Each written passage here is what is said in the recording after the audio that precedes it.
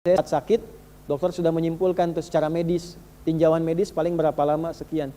Tapi ternyata masih sehat, sehat lagi. Tapi beliau kalimatnya begini, ya Allah, kapan waktunya itu, katanya, udah rindu. Kapan waktunya pulang nih? Tuh. Pernah nggak begitu tuh? Ya Allah, sudah kangen, pengen cepat pulang. Pernah nggak begitu? Enggak. Enggak. Begitu tuh. Dulu ada Syekh Jamaluddin Al-Afghani, seorang pemikir, ulama, ngajar di kampusnya. Terus tiba-tiba beliau tuh kurang sehat gitu. Akhirnya dianjurkan untuk di MRI ya. Ke rumah sakit, di scan, di MRI. Hasilnya datang 2 pekan berikutnya. Yang diminta ngambil itu mahasiswa senior. Ini kisah nyata. Begitu diambil, diterangkan kan oleh dokter, tahu isinya. Itu sepanjang jalan nangis, gak sanggup masuk kelas, sayanya sedang mengajar. Sayanya sedang ngajar. Gak bisa masuk, duduk, nangis, terus viral di mahasiswanya, semua nangis. Saya nanya, kenapa kalian menangis? Gak sanggup bicara, terus temannya menguatkan dengan mengatakan, Syekh, berdasarkan hasil scan ini, MRI ini, secara medis umur Syekh tidak lama lagi. Kurang lebih 2 pekan. Secara medis, karena sudah komplikasi.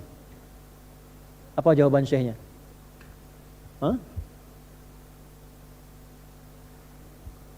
Bagaimana jika ada yang sangat merindukanmu, ingin bertemu denganmu? Kalian senang atau sedih?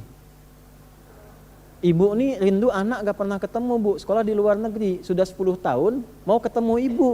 Ibu senang gak? Senang kan? Senang, kata mereka. Allah itu sudah kangen sama saya. Saya pun sudah lama kangen sama Allah. Sebentar lagi saya ketemu. Kenapa kalian mesti nangis? Tuh. Ketemu Allah. Gak pernah lihat, dikasih oksigen, kasih hidup, Insya Allah, kasih kenyamanan, kasih nikmat. Gak pernah ketemu, gak pernah lihat. Pengen lihat, kangen, pengen lihat. Masa gak pernah kangen?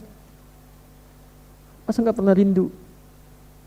Faman kana yarju liqa'a rabbih, siapa yang sudah rindu ketemu Allah, falyamal amalan shalihan wala yusyrik bi ibadati rabbih ahada. Tiap Jumat tuh kita karena kangen. Masa gak kangen sih? Imannya di mana masa gak kangen sama Allah?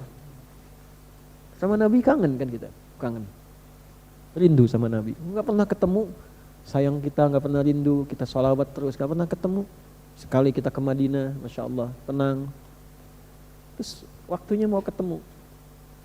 Tapi pas mau ketemu, kotor, badannya kotor, hatinya kotor, mulutnya kotor, malu kan ketemunya. Makanya perbaiki.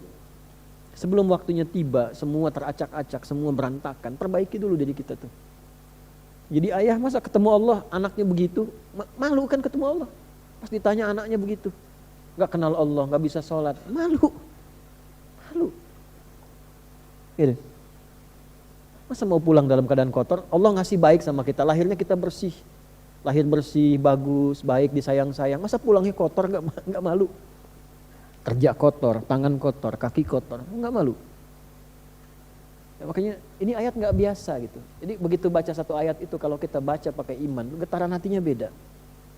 Ada sesuatu yang nggak sama gitu. Makanya begitu lihat matahari, belajar sebulan nih, belajar ya sebulan. Nanti bulan depan belajar tentang bintang.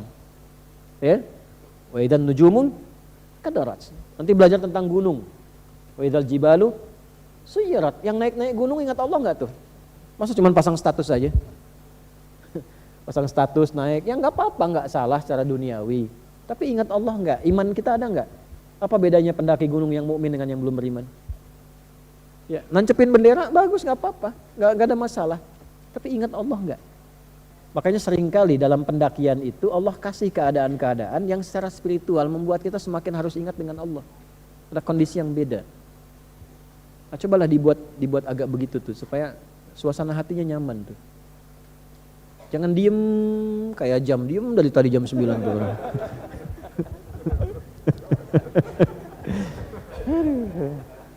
Ya Allah lewat tuh. Tadi tuh saya bau apa? Mana jam tuh?